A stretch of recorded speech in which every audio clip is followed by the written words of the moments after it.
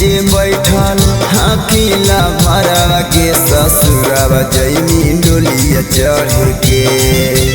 अंगना के बीचे बैठल हकीला भरवा के ससुरवा जैमी डोलिया चढ़ के। आगे एक बार देखे दे चेहरा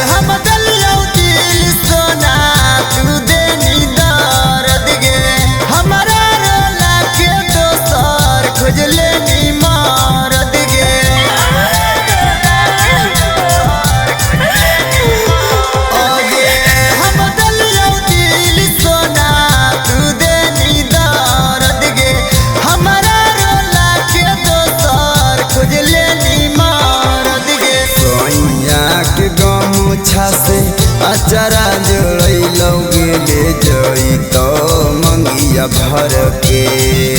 सैया के गमुछा से अचारा जोड़े जई तो मंगिया भर के। आगे एक बार देखे दे चेहरा तो माला धर के। एक बार देखे दे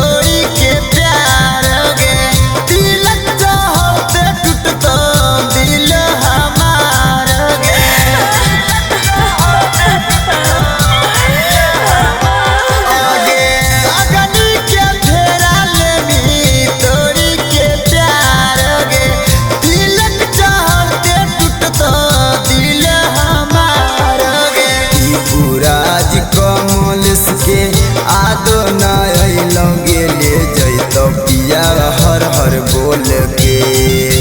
दीपुराज कमलेश के आदो नगे ले जैतौ नीरज हर हर बोल के। आगे एक